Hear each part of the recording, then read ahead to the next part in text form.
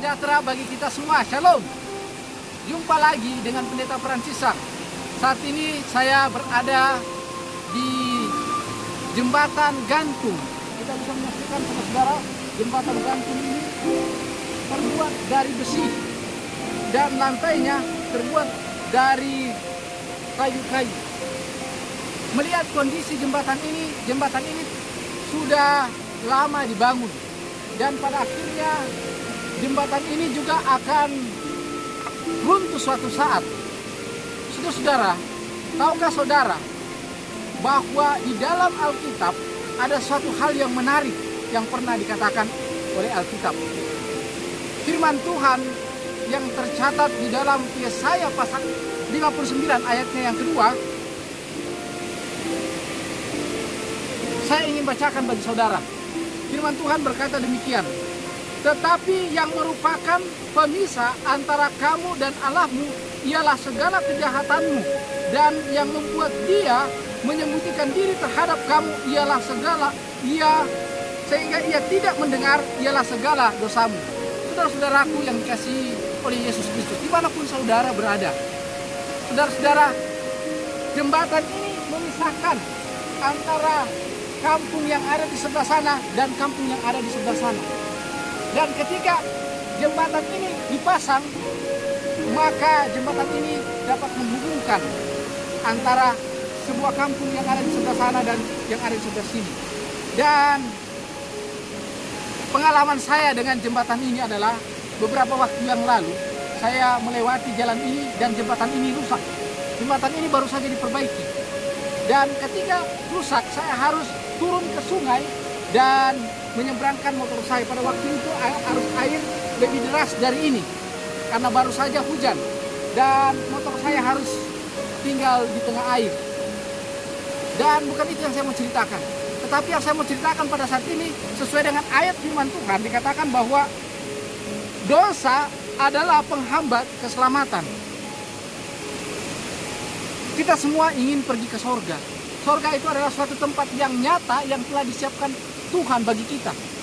Untuk itu saudaraku, oleh karena sorga itu adalah tempat yang nyata, Tuhan ingin supaya kita semua berada di sana. Tetapi ada satu hal yang membuat kita tidak dapat pergi ke sana, yaitu dosa. Nenek moyang kita telah melakukan pelanggaran dengan memberontak terhadap Tuhan dan perintah-perintahnya. Mereka tidak menurut. Itulah yang menyebabkan terjadinya perpisahan antara Allah yang kekal dan manusia yang diciptakan oleh Tuhan yang mulia. Tetapi karena dosa, terpisahlah seperti jembatan ini, ya. Kalau tidak ada jembatan ini, maka yang ada adalah apa? Sungai yang membelah. Dan jika terjadi hujan deras, maka kita tidak dapat lewat sungai ini. Tetapi Tuhan itu baik, saudaraku. Tuhan itu menyediakan solusi bagi kita. Apa solusi bagi kita? Firman Tuhan berkata bahwa Tuhan sebenarnya, ayat pertama, sesungguhnya tangan Tuhan tidak kurang panjang untuk menyelamatkan. Tuhan bisa mengambil kita dan menyelamatkan kita langsung. Tetapi masalah kita sebenarnya yang utama adalah dosa. Karena dosalah yang membuat kita berpisah dari Allah. Dan oleh karena itu, Yesus Kristus harus datang, tinggalkan sorga, istana sorga untuk menyelamatkan saya dan saudara. Untuk itu saya mengajak kepada kita, dimanapun kita berada, saat yang indah dimana kita bisa mendengarkan renungan ini, saya mengajak kita untuk meninggalkan dosa apa saja. Firman Tuhan berkata di dalam 1 Yohanes 3 ayat 4, dosa adalah pelanggaran hukum Allah. Dan jelas bahwa hukum Allah itu kita bisa miliki, karena di dalam tangan kita, genggaman kita ada firman Tuhan, ada Alkitab, baik itu secara elektronik seperti yang saya pegang saat ini, maupun secara tertulis melalui kertas. Dan kalau saudara baca, kita ringkaskan saja, saya tidak akan mengulas panjang lebar, tetapi saya ingin meringkaskan bahwa hukum yang Tuhan taruh bagi kita disebut 10 perintah Allah, atau dalam bahasa lain disebut dekalog. Dekalog ini mengatur kehidupan kita. Siapapun saudara, saudara tetap harus mengikuti petunjuk ini. Karena inilah yang membuat kita apa? Bisa kembali menjadi milik Tuhan, membawa kita kepada Tuhan. Karena hukum ini ketika dituruti, dia akan menuntun kita. Dosa yang tadinya menjadi pemisah sekarang sudah tidak jadi pemisah. Kenapa? Karena kita menuruti firman Tuhan. Dan sekali lagi bahwa Yesus sudah menyelamatkan kita. Itulah karena Yesus sudah menyelamatkan kita, kita membutuhkan penurutan supaya kita bisa sampai kepada Bapa.